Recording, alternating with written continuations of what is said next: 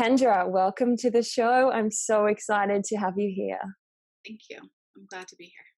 I've learned so much from you of being in the online group with yourself and John Wyland, and you share such incredible wisdom and practices for us to really embody the work of the masculine and feminine, we can call it. And I really wanted to go into a topic today that I know that you speak a lot on, which is honoring the feminine.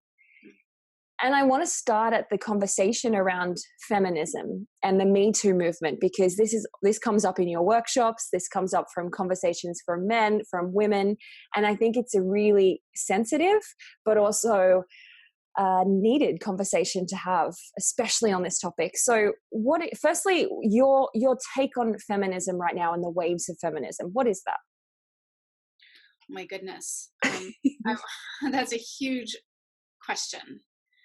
I want to say right up front, actually, that I often describe myself as like an ardent or strident, because that's often used as an insult. So it's one of those like reclaiming bitch for yourself. I describe myself as a strident feminist. Mm-hmm. And I have just enormous gratitude, honestly. I think it is important to say, actually, right up front, that there is not a day that goes by when I don't look around at my life and see some way that my life has been positively created by the feminist movement or the feminist movements. So I kind of think any conversation about this, from my perspective anyway, really has to start with like a lot of gratitude. And like any good thing, almost nothing starts in perfection. Like everything is an evolution. So I actually don't think that it's required to look back at things and say like, well, this is how this was bad. It's like, yeah, like monkeys aren't bad, but this is a very simplistic example, but it's sort of like, we don't just sort of go like, oh, well, it was horrible that they existed because now we have humans. It's like, no, there's just a whole spectrum. There really is an evolution and a process. And so to be able to look and say, hey, we could improve on this, or hey, now we're at a new place in human history, and how can we look around and say what's needed now? And so that's really how I hold this. Is not really like there was a problem or a mistake or things weren't done well. It's just like, hey, we're at a new place. Let's look around and see what's needed now. And I see that we have the capacity now, and there are, again, in terms of where we just actually look at where people have freedoms and rights and autonomy and sovereignty, that we're at a place where I believe that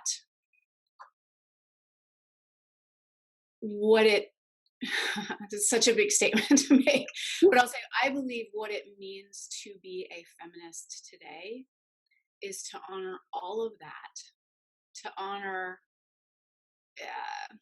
what we could call the equality, which doesn't mean sameness. And within both men and women, it is honoring what I might call the feminine inside each of us.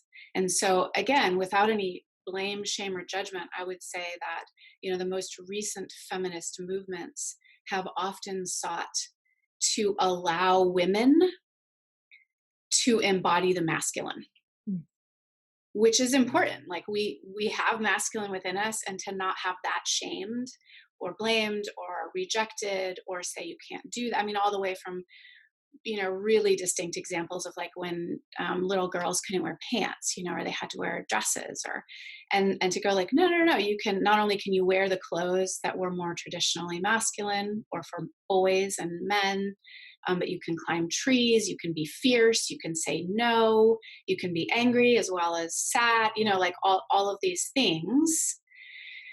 But now also to look and say, oh, and actually you can, the feminine parts of you in a man or a woman or any gender, those do not need to be denigrated or seen as less than. Like the only place where power is where the masculine is animated.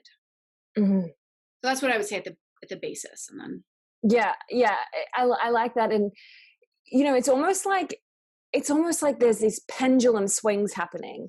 Like there's this pendulum swing, which is in a way serving a great purpose. Like the pendulum's all the way out, but then you see like kind of the response of the men and to that is also all the way out.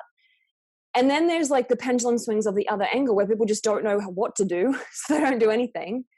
And it's like I see it's like a pendulum swing. It has to come back at some point, right? Like it has to come back and find its way to balance. And so what do we do while we're in this kind of phase of the pendulums going in different ways? Like how do we meet homeostasis? Well, there was actually a couple ways that I would address that. And one is even at the level that you spoke about, like, oh, people just don't know what to do. Honestly, that could be about anything. And I actually think that we're at a time, even regardless of where we might put this in the masculine feminine, in the feminist movement, in the Me Too movement, all of these things, like just in life, that people are sort of like, somebody might get offended or somebody might be mad at me, therefore I will do nothing. Mm-hmm. And perfectly honest, I think that really points to like an emotional and an energetic weakness. Because we should all be capable of somebody disagreeing with us or somebody being mad about something and have enough, what I would call it is energetic and emotional flexibility to actually have a conversation about that, to go like, oh, well, what happened there? Or I'm so curious why you have that response. All the way, from saying like, oh, wow, we're going to land, we actually disagree.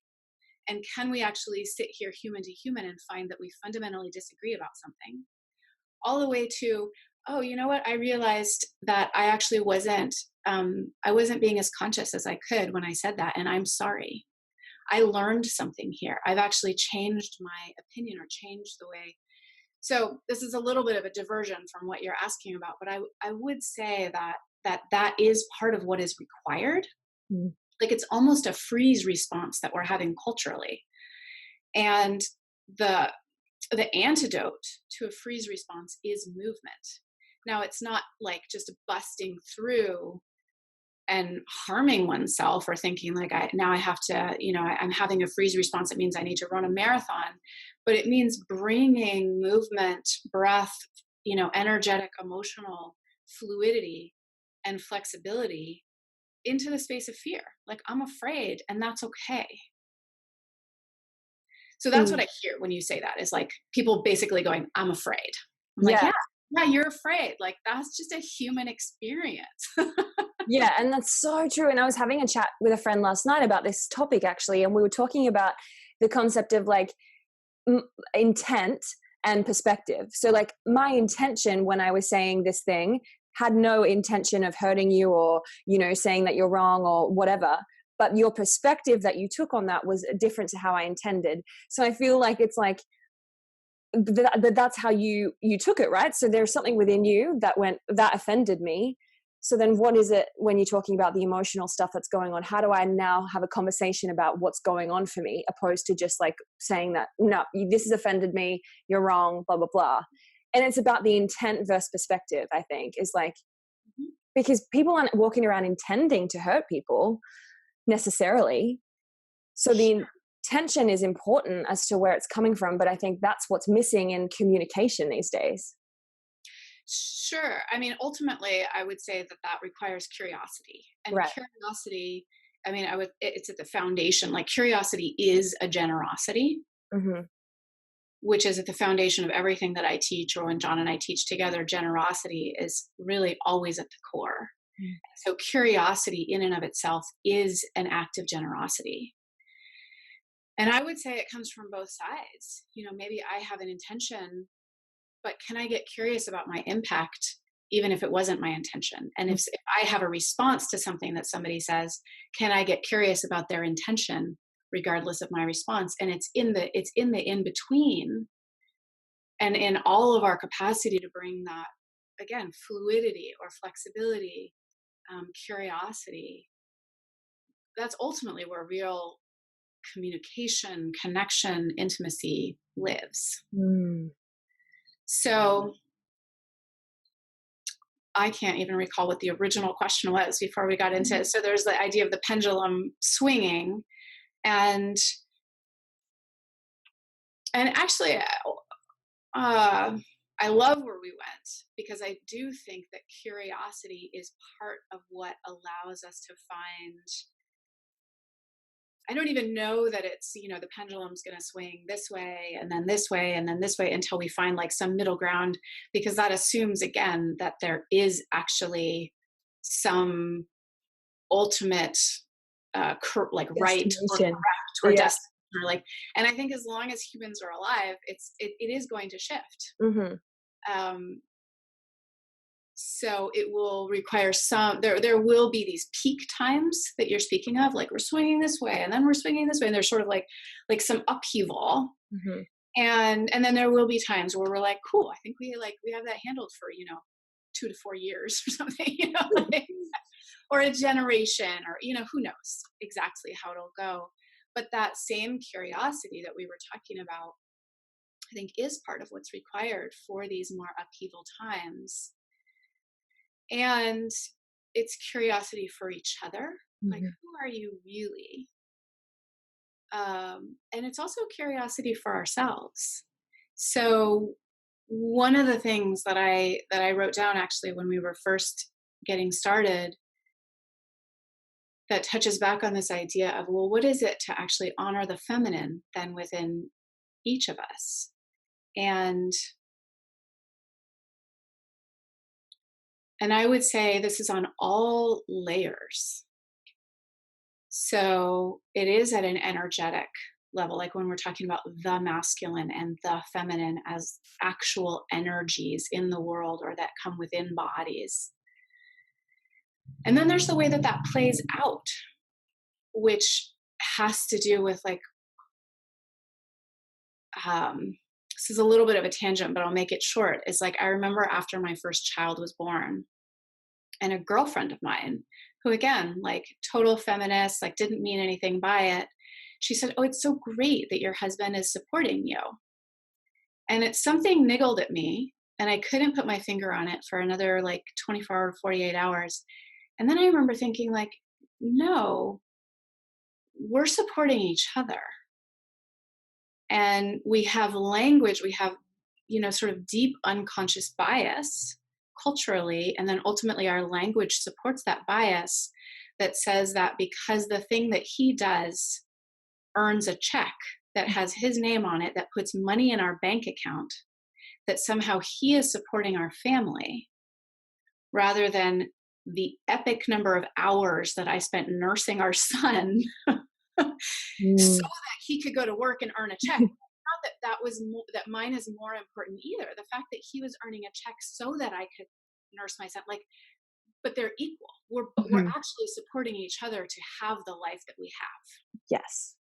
And so when it is truly seen, like again, this is what I'm saying, is like, this is actually what I think it is to be a feminist, is to say, when I get curious and I look inside and I peel away as many of the cultural layers as I possibly can, that there becomes a true choice of, do I want to be a CEO? Do I want to be a stay-at-home mom? Do I want some combination of the two? Do I want, like, that the choice becomes truly a choice, because both are honored completely. Neither is shamed because you're a man or a woman, that they truly become choices. Mm-hmm. Yes. Perfect example as well of understanding the value. It's understanding the value. I think you've spoken again about like the value of the feminine and masculine within us is equal. It just might look a different way. Mm-hmm. And then, it's very, very tricky in this world, because the way that we determine value is monetary. Mm-hmm. And I think that's okay. And I don't think that's going to change anytime soon either. So, it's one of these things. How do we work partly within the system that we have, and partly in a way that completely disrupts it? But also, so John and I have an apprentice right now, and she led a workshop recently with another man. And one of the questions that she brought to us later, she was like, well, I noticed there were these times when it seemed like the perspective in the group was like, he's the teacher and I'm just the flare in the room. And there's so many layers to that, because at one layer, there is absolutely both actual sexism in terms of man and woman, and there's bias about masculine leadership and feminine, leadership or feminine energy and masculine structure, what's valued in the room. But then for her, there was this other part where I said, even in your question, there's a display that you are undervaluing being the flare. Mm. One of the contributions of the feminine in a male or female body is the energy in the room.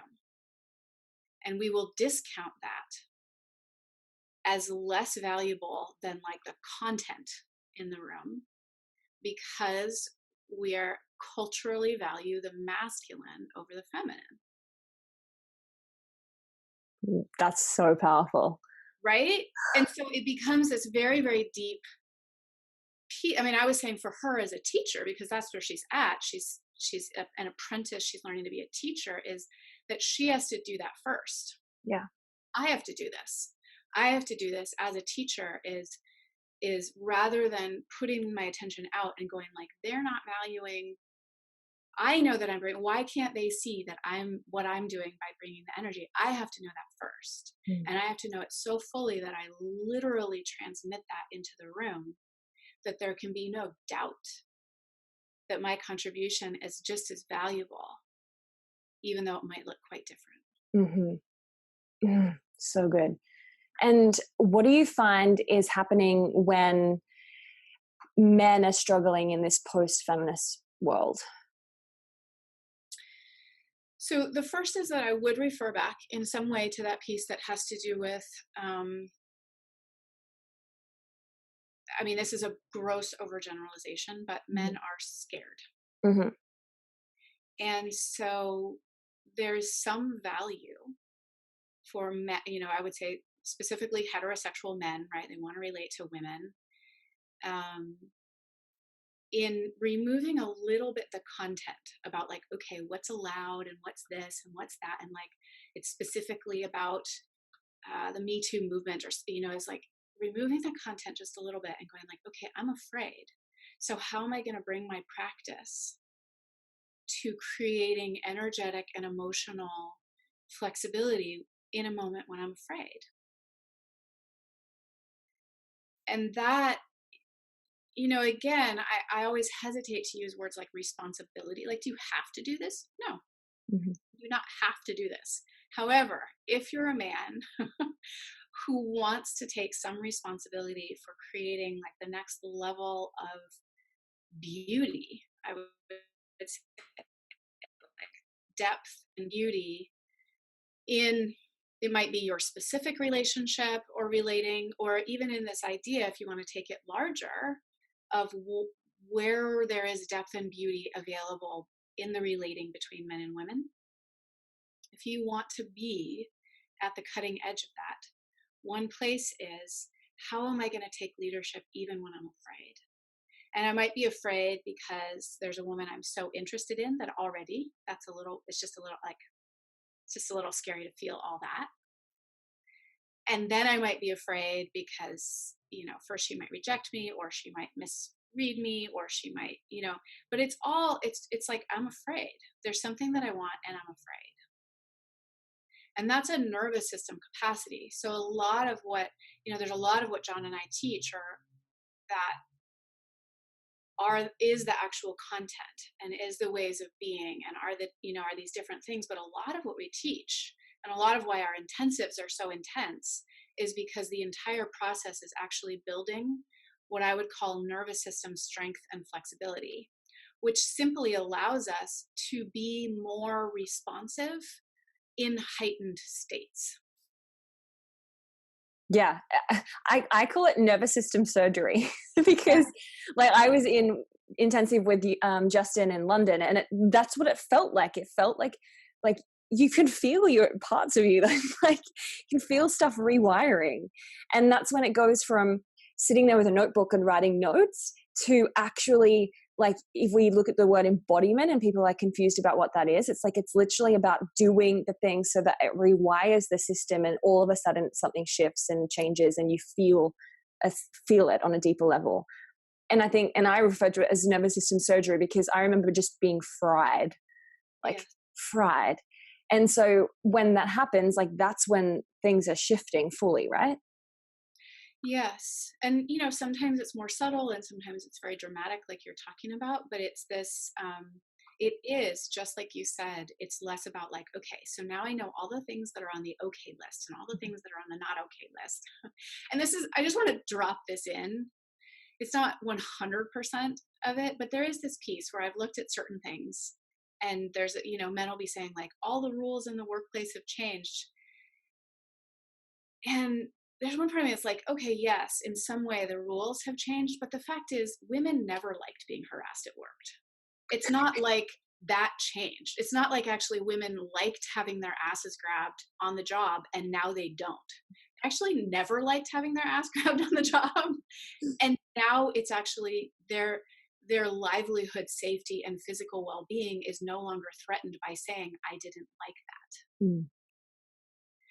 So I do think, again, you know, I would make the assumption that any man watching this or listening to this or, you know, coming to work with me or doing, you know, doing any realm of this work is essentially a good man.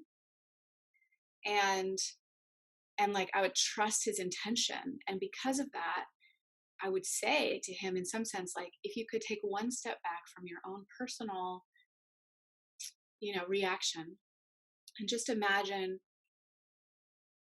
rather than that there's a whole new set of rules about what women like and what they don't like, probably you can actually imagine the things that actually women mostly across the board never liked.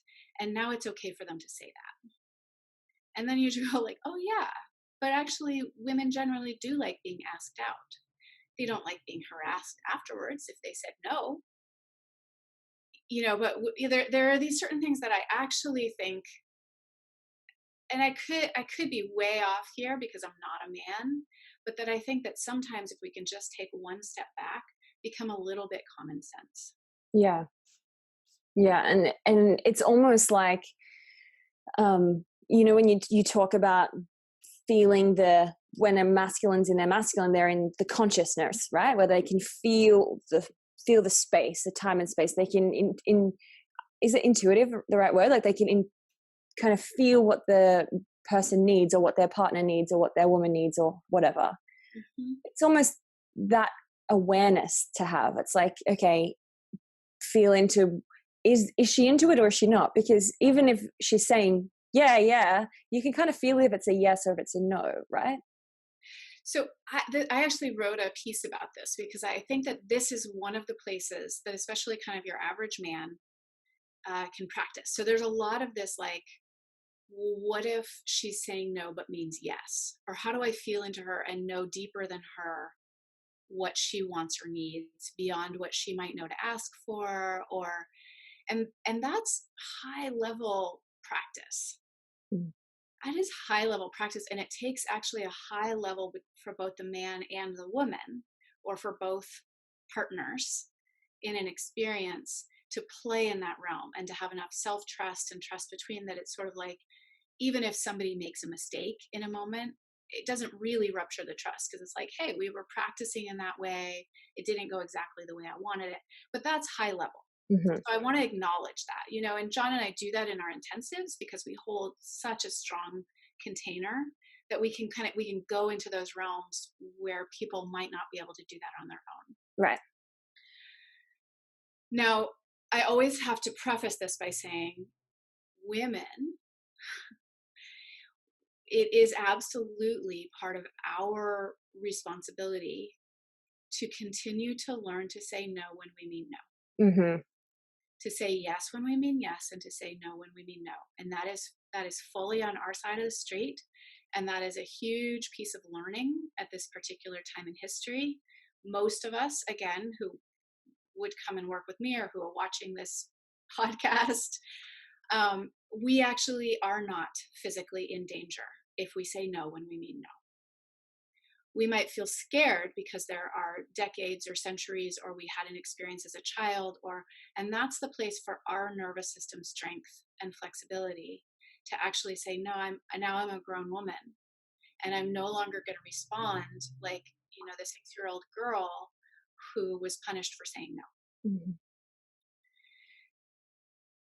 Is not to negate therapy or working through trauma or whatever, but the fact is that is a realm of work for women in this day and age, and we can do it. One of the places for men that I believe actually to train that sensitivity that you're speaking to is actually to feel the no behind the yes first, rather than looking for the yes behind the no, because that is a risky proposition. That is high level practice, which can absolutely be done, but that's like jumping straight to black belt when you're in your first 6 months of martial arts training. So the places to begin the training is actually to feel, and it's on a spectrum, but to feel the no behind the yes. So you say, you're a man and you approach a woman like, hey, can I sit down and buy you a drink? And she kind of giggles, but some part of her body tenses and she looks away and says, sure. Now, in all likelihood, that might not be a full no. That might be I'm not 100% sure, but I'm both of my may be uncomfortable saying no. But also, I think I'd like you to stay and talk to me a little bit more before you sit down at my table, before I commit to having you at my table and a whole drink.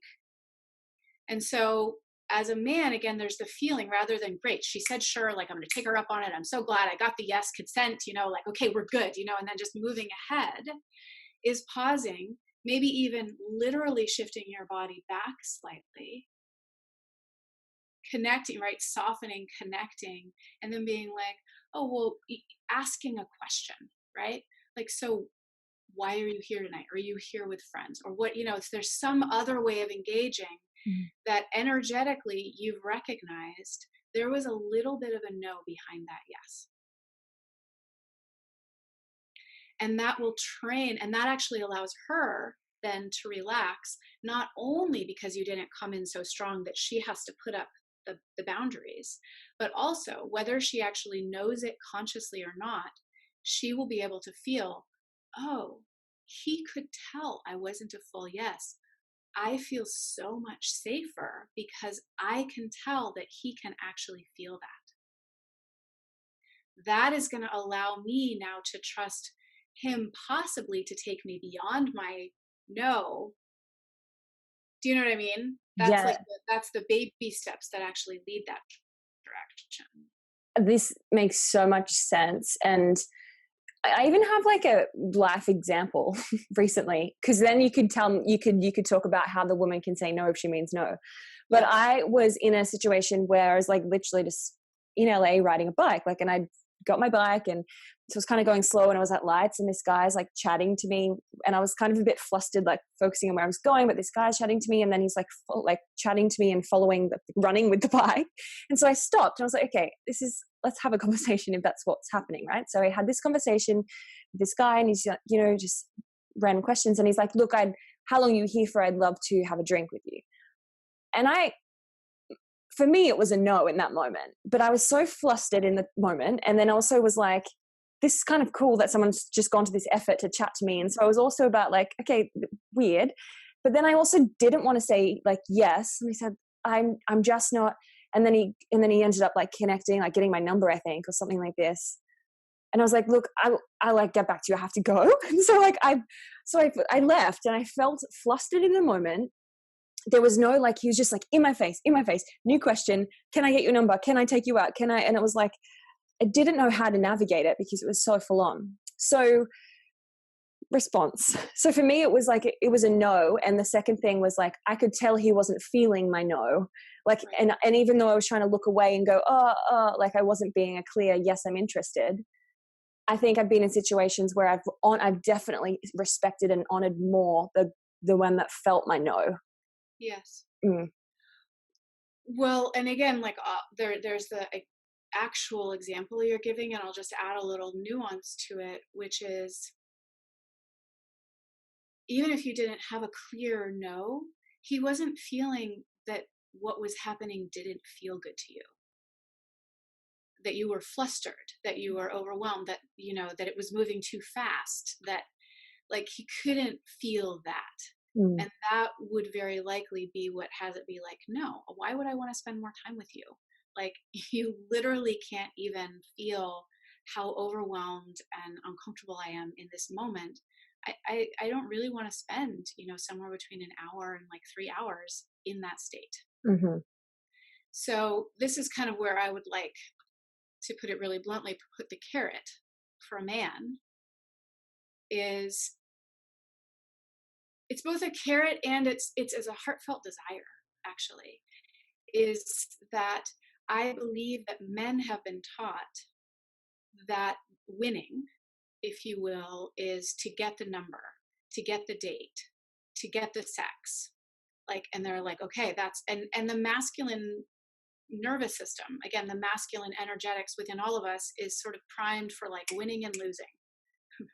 Um, and so that hooks into that part, you know, if a man is more masculine identified, he's going to be like winning or losing. Like, okay, I've been taught that like this is what means winning, so I'm going to go for that thing. So my heartfelt desire actually is to rewire that for men, that winning is her wanting to be with you. So if you said yes to that man and then he actually got your number, he might be like, I won, I got the number. But he hasn't won that you actually want to spend time with him. And I believe, like, to me, it's actually a much deeper, I mean, I almost want to call it like self-love and self-respect for men towards themselves, that they should want a woman to want to spend time with them. Mm. They should not settle for just the like quick win of a number or the quick win of a yes, or, you know, this, that, like, that's not the deepest win for him either. So,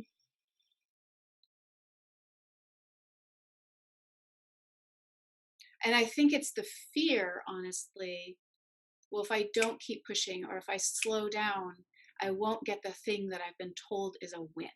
Mm. And so it's like the long game for me, if you will, is really this sense of I want men to value their bodies and their time. Frankly, I would hope that a man wouldn't want to spend an hour or 2 hours with a woman who wasn't like really excited to be with him either. Mm. Because that he should value his time and his energy more than that. So it's really like, let alone hers. Like, absolutely, he should respect her and he should, you know, all these kinds of things. But like, he should also respect himself Yeah. enough to want to be with a woman who actually wants to be with him, not just who has been convinced to be with him. Yeah. Mm. So I will take your example on two fronts and say, yeah, like as a man, you know, probably most men again who might be listening to this are like, oh, I would never do that. And you probably wouldn't, you know, but the thing is to look for like, is there any little way that when I'm afraid I push a little harder or I move a little faster rather than what might look like at a very physio energetic level, can I feel my feet on the ground? Can I breathe down, you know, even below my belly button, which just slows things down. It's going to have a woman's nervous system respond like, first, the slowing down. Second of all, if he can feel his own body just a little bit more, that is relaxing for a woman's body, a woman's nervous system. And that will allow a man to even make a choice about, okay, am I still going to ask for her number now? Is there a better question to ask? what if I leaned back a little bit and was like, I really want to see you, but I can tell this isn't a good moment, or I really want to see you. Can I give you my number? Because I would love to hear from you. Like, Mm-hmm. it gives that little bit of space where he could still really own, like, I was running by you, or I was walking by, I was driving by you, and you caught my attention so strongly that I had to stop and say something. Can I give you my number? Because I would love to see you again. Mm. Like, already my nervous system is like, Okay. oh. She's like, I want to go back and say yes to that Yeah, energy. yeah. It's you. So, and for women, that's that trickier place. So Mm-hmm. often it comes up the way that you're talking about, where it's more like an overwhelm, and we're trying to decide, like, I'm not even sure, is this a yes or like, I'm so overwhelmed in this moment. I often suggest to women that they practice saying no with like an open body and an open heart in moments where they feel safe, as practice. Yeah. With people that they already know. I mean, yes, absolutely. The man on the street or in the bar or something, if you don't want him to sit down, like, I would really rather you didn't sit down. I don't want a drink right now. Thank you for offering. No, thank you. I think actually practicing these very direct, like, no, thank you, I don't want that, are really, really beneficial. But there is this way that I think women there's two things. One is that we're so afraid that our no won't be honored that we often just like clamp up completely physically and energetically, which doesn't feel good to anybody. Doesn't actually create just more love in the world. It doesn't actually create more pleasure in our own bodies. And so this practice of, you can even do it in the mirror. I mean, honestly, I give that practice sometimes to women as like, can you even soften the area around your heart? You soften your eyes slightly, soften your belly. Like, no, I don't want that. No, thank you.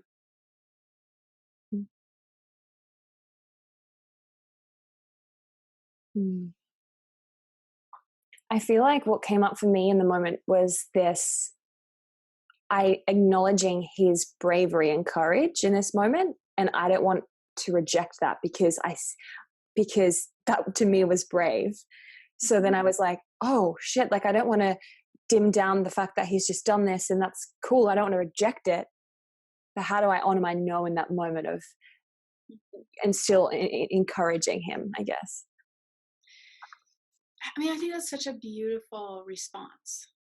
And I would say, honestly, there's two, and they can even happen simultaneously. But one is, I absolutely believe you when you say that. And there's a way that imagining that you can't say no actually unconsciously says, I don't believe you can handle a no, which basically says, I don't think you're that brave or that strong or that, like, I would break you. Mm-hmm. If I said no, that would hurt you so deep or something. It's sort of like, gosh, I must really be thinking you're quite weak or fragile, or if I can't even say no to you without you crumbling completely. And again, these are things that I think are valuable in practice, so that they just come more easily. It was like, wow, I love that you asked, and I don't have space for that, or no, I don't give my number out to people, or some no, but that where the first thing is like, gosh, what I love is that you saw me and you just stopped and talked to me. I love that, and I don't want to have a date with you. Yeah. Mm-hmm.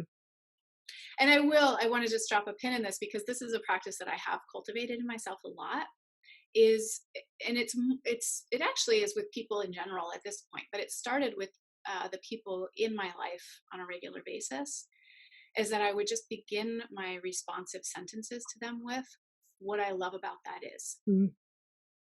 And it cultivated the thing that you're talking about, which is such a wonderful desire, is in some way to acknowledge, so different men that I work with or my own partner or something, they'll just bring something, and there might even be like this sort of automatic, I tend to sort of be like, I can see everything that's wrong about that. Like that's my innate wiring is like, there's all these reasons why that won't work. And so that's why I really took the time to even just start saying the words, what I love about that is. And by the time they come out of my mouth, there will be something to say. What I love about that is that you have a plan. What I love about that is the way that, I can tell that you want such and such good thing for me or our family, or, what I love about that is that you're trying to find a way for us to spend time together. Would it work for, X, Y, and Z? Or how about we do it this way? Or, it's like constructive criticism in a way. yeah, Or like, but it offers something first. Gosh, what I love about that is that and the other. And sometimes I even just pause there and then see, well, what do they come back with if I just, without saying yes to a whole plan that I'm actually not a yes to? Because that's a concern that I hear from women a lot, is like, but what if I don't like it? Am I just supposed to go along with everything? It's like, no, but what if you just started with like, gosh, what I love about that is, that you want to get us outside. Like, I really don't want to go on a mountain bike ride, but I don't have to say that. I'm just like, gosh, what I love about that is that you have a way that you want to get us outside and active. Or yeah, I really love that. And that, I guess, is a feminine attribute, the people pleaser in us, right? And so if we're saying honoring the feminine, then it's honoring our yes and our no has to come into this, because otherwise we end up in this people pleasing thing that kind of gets us nowhere. Because I really believe if you try to please everyone, you end up pleasing no one. Absolutely. So, one of the things that I teach, and it becomes very nuanced in this realm, because what it has often looked like actually currently is kind of an over-boundaried, over-node,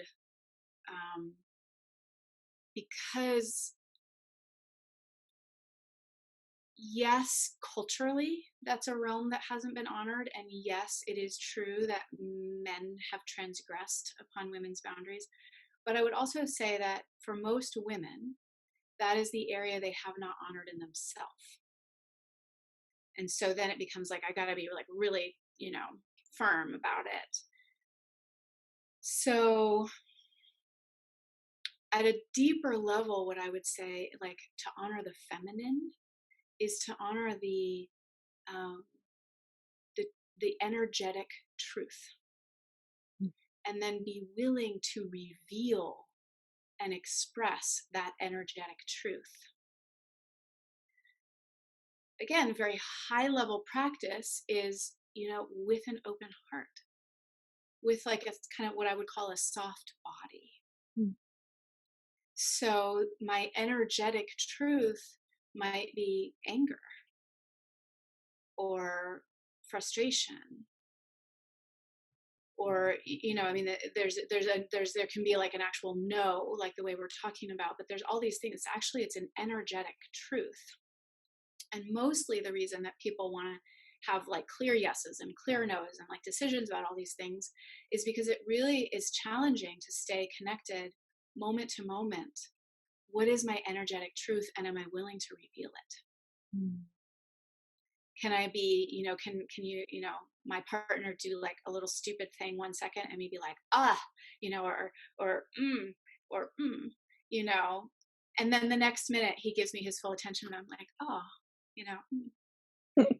and do I have, the flexibility and the fluidity to move between those, because I'm not stuck in one, and I'm not holding him as like he is this way because he's all good, or he's all bad, or he never this, or he always this. It's just like it's fluid. And do you think this is the same as men honoring their feminine? Absolutely. Absolutely. I would say that is a feminine, it's the cultivation of a feminine response, is to honor the energetic truth. And so even if somebody is more dominant in a masculine essence, honoring their feminine would mean when they have an emotional response or energy that comes through is to share that. in some way. So again, depending on whether that man, for instance, has more predominant masculine essence, and then also if in the relationship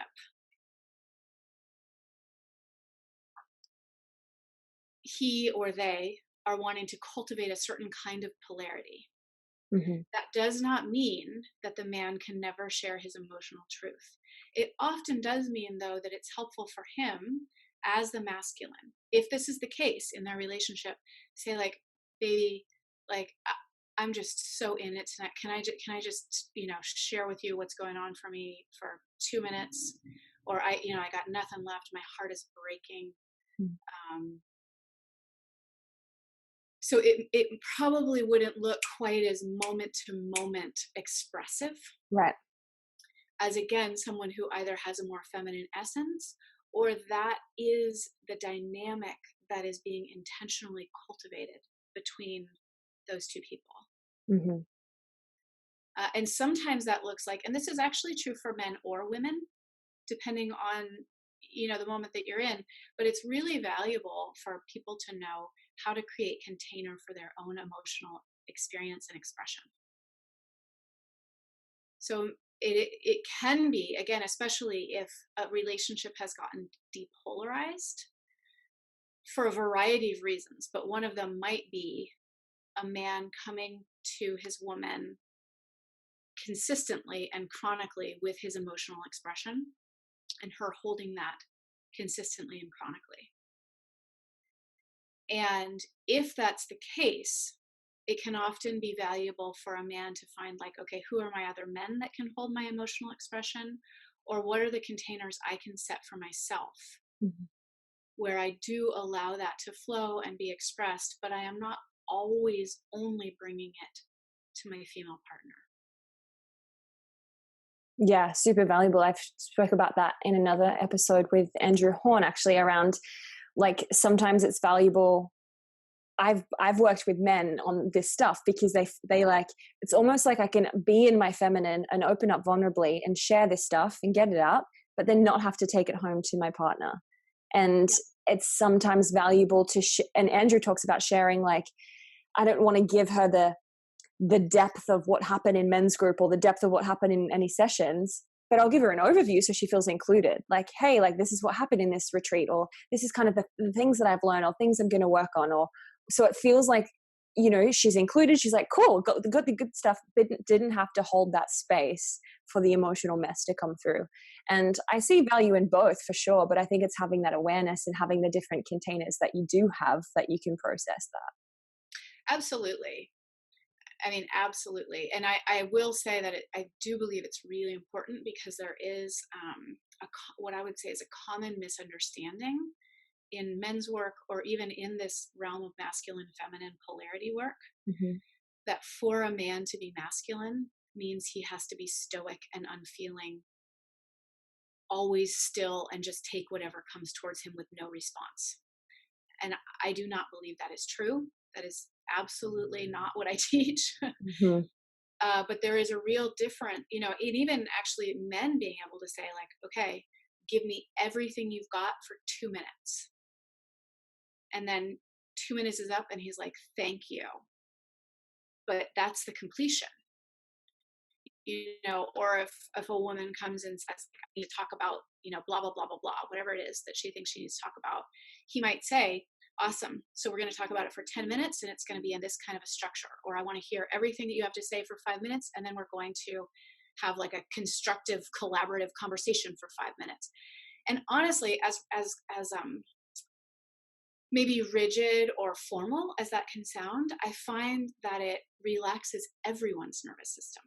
Because actually women, or the feminine, as it were, like the feminine kind of just wants to like the feminine is like all of those things, but in a woman's body or in a man's body, within the human body, doesn't actually want to take over everything. Like does have some awareness, okay, at some point this becomes destructive. And actually I have seen that men who just allow their female partners to bleh all over, create like disgust in their feminine partners. And it's not fair. Like, it sucks because I see that those men, they're just doing their best and they think that that's what's, being asked of them, and they're being a good partner. But I actually think the women are like, no, this isn't my best self. Yeah. Why would you let me treat you like this? You've got to have some like, no, I'm only going to listen for 10 minutes, or like, no, you're not allowed to rage at me, or no, you may not call me names, or, that there's a limit, because we don't want to treat them like that either. No. And they have feelings too. Exactly. Yeah.